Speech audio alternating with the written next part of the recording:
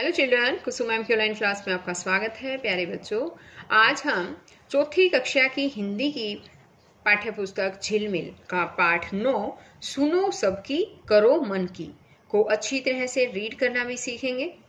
और इसमें जितने भी मल्टीपल चॉइस क्वेश्चंस यानी कि बहुविकल्पीय प्रश्न आएंगे उनको भी बीच बीच में मैं आपको बताऊंगी कि आपके एग्जाम में आने लायक कौन से क्वेश्चन है। और वीडियो को शुरू करने से पहले एक और बात बच्चों, अगर आपको मेरी वीडियो अच्छी लगे तो प्लीज इसे लाइक भी करें, अपने दोस्तों के साथ शेयर भी करें। और अगर आप अभी तक मेरे चैनल का हिस्सा नहीं बने हैं तो मेरे चैनल ऑनलाइन स्टडी हब को सब्सक्राइब भी करें और साथ में दिए बेल आइकन को जरूर प्रेस करें। तो देखिए, आज हम पाठ शुरू कर रहे हैं। पाठ 9 सुनो सबकी करो मन की। फूलपुर गांव में सुखराम नाम का व्यापारी रहता था। धनीराम उसका इकलौता बेटा था। सुखराम ने धनीराम को पहली बार अनाज मंडी भेजा। पिता ने चलते समय समझाया, बेटा, व्यापार में 2 पैसे का लाभ भी बहुत होता है, इसलिए भाव ताव करके अनाज खरीदना। समझदार आदमी की सलाह सुनना पर करना अपनी समझ से। दिन डूबने पर घर आ जाना। 2 खाली बोरे लेकर वह घर से चला। अनाज की मंडी दूर एक गांव में थी, इसलिए धनीराम घोड़े पर सवार होकर गया।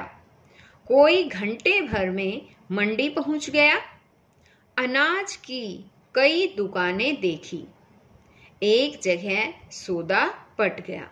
उसने एक बोरा गेहूं तुलवा लिया, फिर बाजार की सैर की। तो अब यहाँ पर देखो बच्चों, इस पिक को ध्यान से देखिए।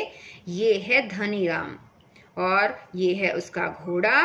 और धनीराम ने मंडी में जाकर क्या किया, एक बोरा गेहूं तुलवा लिया और घोड़े की पीठ के ऊपर रख दिया। तो अब देखिए आगे क्या होता है। धीरे धीरे दोपहर हो गई। धनीराम वापस आया और गेहूं का बोरा घोड़े की पीठ पर लाद कर ले चला। बोरा लदा होने से घोड़े की पीठ पर बैठने के लिए जगह नहीं बची, इसलिए वह पैदल चलने लगा। रास्ते में मिल गए लाल भुजक्कड़। वह सिर पर लाल पगड़ी बांधे अपने शिष्यों के साथ एक पेड़ के नीचे धूनी रमाए बैठे थे। धनीराम को देखकर वे हंसने लगे। धनीराम को गुस्सा आ गया। उसने कहा, तुम लोग मुझे देखकर क्यों हंस रहे हो?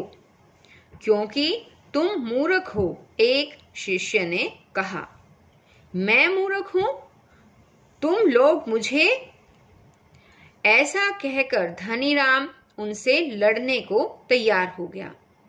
ठहरो ठहरो, मैं समझाता हूं, दूसरे शिष्य ने धनीराम को शांत करते हुए कहा। बात यह है कि जब तुम्हारे पास घोड़ा है तो पैदल चलना मूर्खता की बात है या नहीं? अजीब बात करते हो। देखते नहीं घोड़े की पीठ पर गेहूं लदा है, मैं कैसे बैठूं? धनीराम ने कहा। हाँ, ये हुई ना बात, शिष्य ने कहा। मैं कैसे बैठूं का जवाब देंगे हमारे उस्ताद लाल भुजक्कड़। आओ उनसे पूछते हैं। अब वे सब लाल भुजक्कड़ के पास आए। उन्होंने धनीराम की समस्या बताई।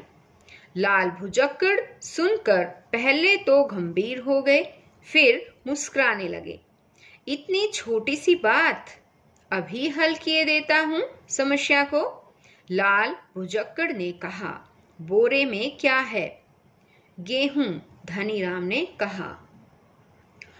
तो उतने ही वजन के पत्थर दूसरे बोरे में भरो, फिर दोनों बोरे घोड़े के दोनों ओर लटका दो। वजन बराबर हो जाएगा, घोड़े की पीठ भी खाली हो जाएगी और तुम बैठकर जा सकोगे। यह हुई ना अकल की बात, शिष्यों ने एक स्वर में कहा। धनीराम ने सोचा, यह समझदार आदमी है, इसकी बात माननी चाहिए। उधर लाल भुजक्कड़ आगे बढ़ गए। धनीराम ने एक बोरे में पत्थर भरे और उसे एक और लटका कर गेहूं का बोरा दूसरी तरफ कर दिया। उसके मन में विचार आया कि दिन डूबने से पहले घर पहुंचना है, पैदल चलना तो मूर्खता है। वह घोड़े की पीठ पर बैठ गया। उसके बैठते ही घोड़ा गिर पड़ा।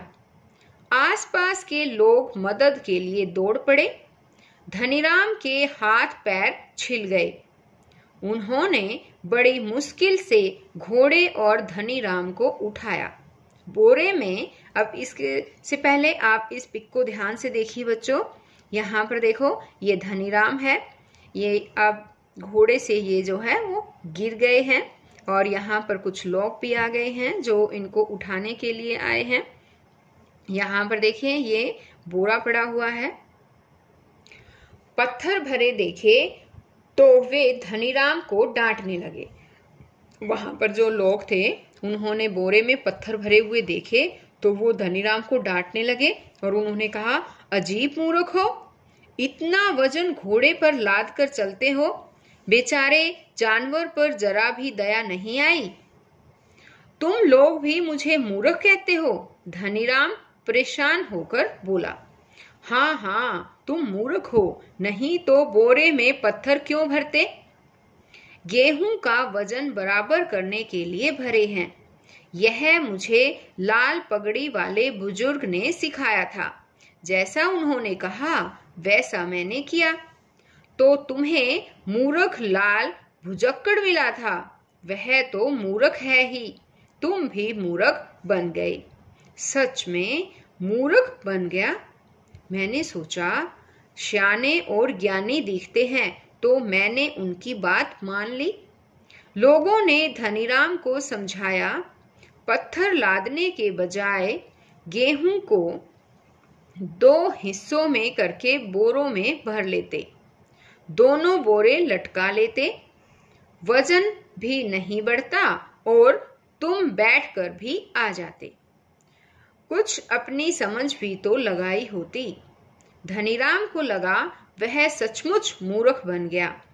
उसने तुरंत पत्थर फेंके, आधा गेहूं दूसरे बोरे में भरकर दोनों और बोरे लटका दिए। अब ज्यों ही वह घोड़े की पीठ पर चढ़ा त्यों ही घोड़ा सरपट भाग चला। शाम होने से पहले वह घर भी पहुंच गया। वह मन ही मन सोच रहा था, बड़े बुजुर्ग ठीक ही कहते हैं, सुनो सबकी, करो मन की। अब मैंने निश्चय कर लिया है कि सुनूंगा सभी की, पर करूंगा अपनी समझ से, अपने मन की। तो बच्चों, ये तो पढ़ी हमने धनीराम की कहानी। और अब हम करेंगे आपके एग्जाम में जो बहुविकल्पीय प्रश्न पूछे जाते हैं, कुछ इसी तरह से क्वेश्चन आज मैं भी आपसे पूछूंगी।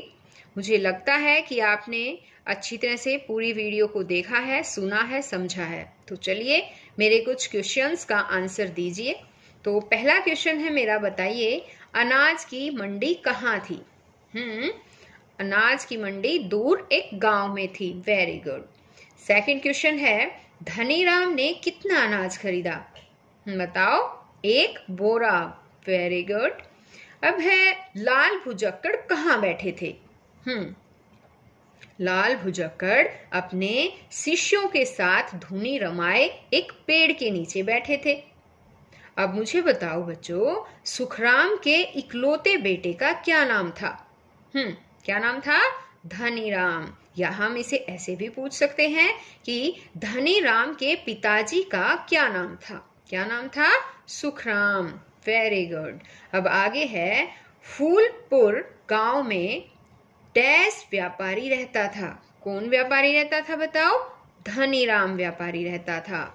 और धनीराम ने कितना अनाज खरीदा?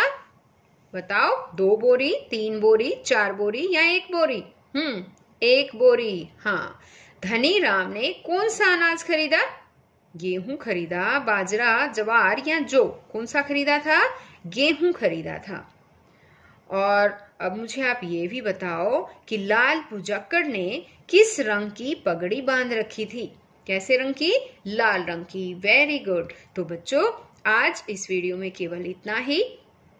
नेक्स्ट वीडियो में हम इसी पाठ के अभ्यास में आने वाले शब्दार्थ, क्वेश्चन आंसर और अदर एक्टिविटीज को अच्छी तरह से समझेंगे, लिखना भी सीखेंगे और याद भी करेंगे। तो बच्चों, हम फिर मिलेंगे एक नई वीडियो में इसी पाठ के अभ्यास के साथ। तब तक के लिए बाय बच्चों।